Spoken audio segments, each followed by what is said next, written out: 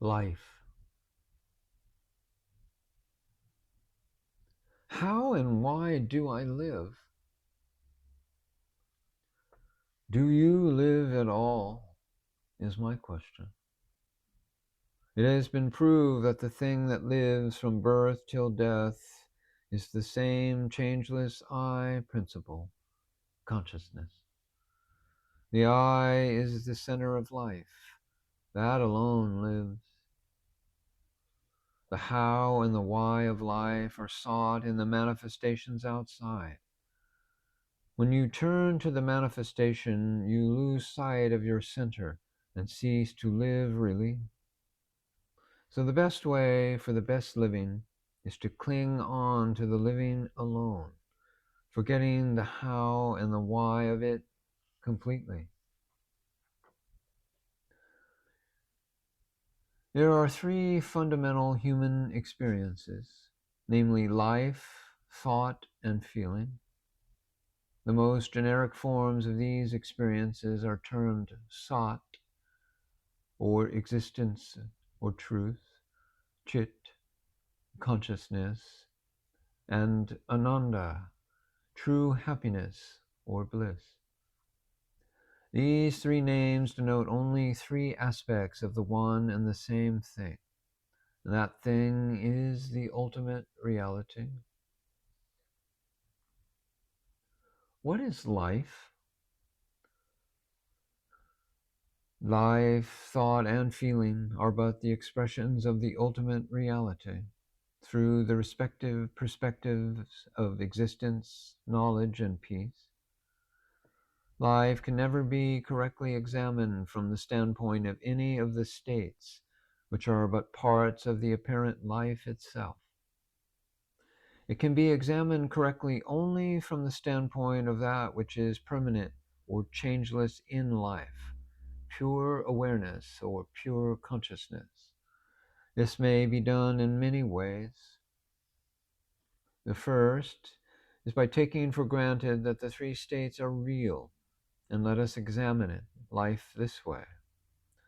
The totality of life consists in the experiences of the three states, together with an awareness which records the experience and disappearance of each state. The waking state as such is only a fraction of the totality of life. Therefore, no inquiry limited to the waking state experiences alone can be fair, nor can it be expected to yield any reasonable result. Of the totality of life's experiences, the experiences of the three states are each independent of the other two and change or disappear completely. The only permanent or changeless part of life's experiences is the awareness, which stands as the background of the states and even beyond it. This is the real I principle, the ultimate truth. Therefore, the essence of life is reality itself. The second viewpoint is existence appearing limited as life, but the appearance is an illusion. So the essence of life is pure existence or being itself, which is the real I principle or consciousness. The disappearance of the limitation of existence may be called death. Life and death being both appearances, they cannot exist without a real background. That background is existence itself, and that is the essence of both life and death.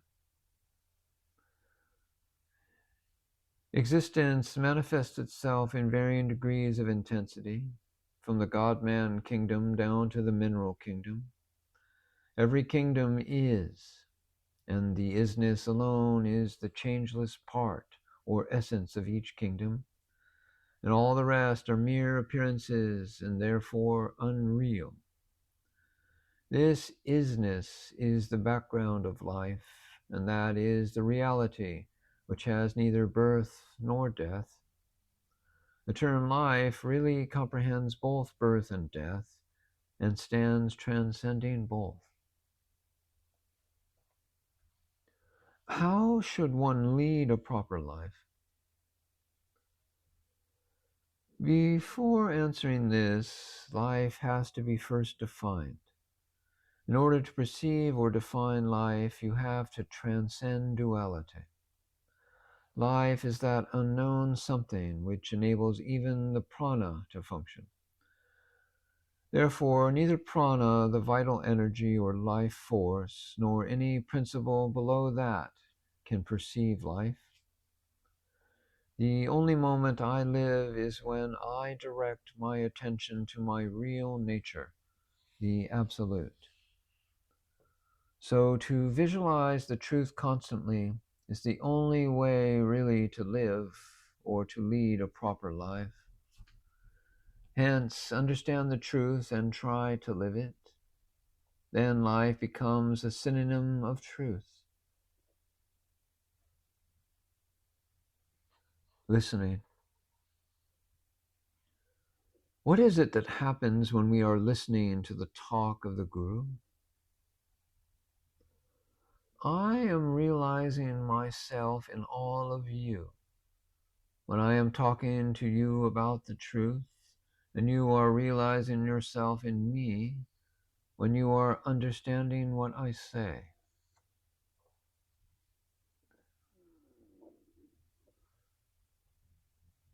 You see, a statement made by the Guru helps you not when you take it, but when you leave it.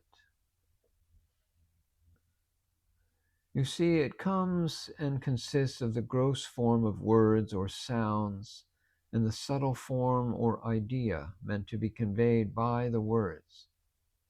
If you cling to the gross form alone, you do not profit by it, but on the contrary, you must leave the gross far behind and rise to its meaning or the idea behind the statement. Then alone will the statement help to raise you up spiritually. What is real listening? The Upanishads boldly proclaim that listening to the ultimate truth over and over again is the only means to ultimate realization. What is this listening? Hearing the truth direct from the lips of the Guru is, of course, the first listening. It is an extremely rare privilege to be in the physical presence of the Guru and repeatedly listening to his words. But those who are denied this proud privilege of being constantly in his presence can also listen. Thinking deeply over the truth expounded to you by the Guru, over and over again, adducing the arguments advanced by the Guru in detail, and every time touching the ultimate experience of the inner self as you had it the first time, is also virtually listening to the words of the Guru. This is the form of listening adopted by the vast majority of disciples. Of course, after once having heard the truth from the Guru directly. Truth is visualized even on the first listening. Further listening helps you to get established in the truth. When the Guru talks to you about the truth, there is no doubt that it is the words that you hear. But the words disappear at once. Nothing remains for you to refer to or to depend upon, except the Guru himself. So in case of any doubt, you approach the Guru again any number of times, and every time he explains it in different sets of words.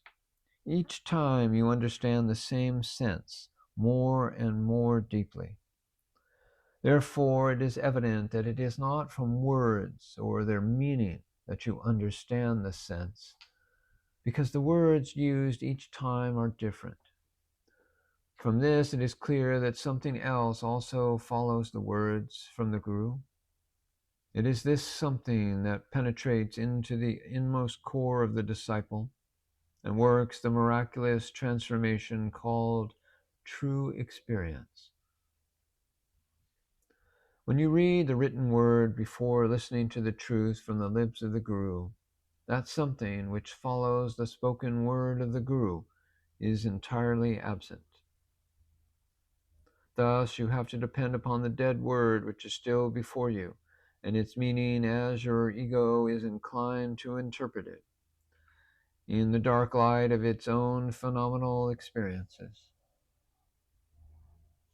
Naturally, therefore, you miss that divine experience when you only read the written word, though it is so easily and effortlessly obtained in the presence of the Guru, or after even once listening to the truth from him. When you listen to the spoken word of the Guru, even on the first occasion, your ego takes leave of you, and you visualize the truth at once, being left alone in your real nature. But when you read the same words by yourself, your ego lingers on in the form of the word, its meaning and such, and you fail to transcend them. To visualize the truth, the only condition needed is the elimination of the ego. This is never possible by mere reading before meeting the Guru. Therefore, listen, listen, listen, and never be satisfied with anything else. After listening to the truth from the Guru directly, after visualizing the truth in his presence, you may well take to contemplating deeply over what the Guru has told you. This is also another form of listening, and it takes you without fail to the same experience you have already had in his presence.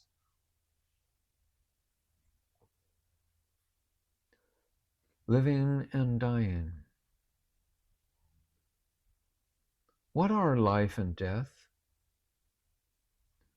Life is the real I principle, consciousness. When you are life itself, how can you die? What is the spiritual significance of the logic of reincarnation of souls? People say they have had many lives before the present one, but the truth is that you die with every thought or feeling.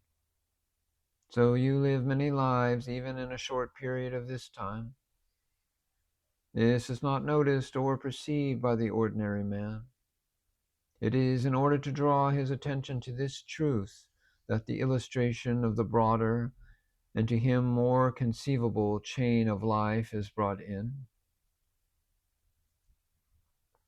So who lives really? The real I principle alone lives. The ignorant man believes that either the body or the mind lives, while in fact each of them dies at the end of every perception or thought. But the I principle consciousness continues unchanged through all thoughts and perceptions and lights them up as well.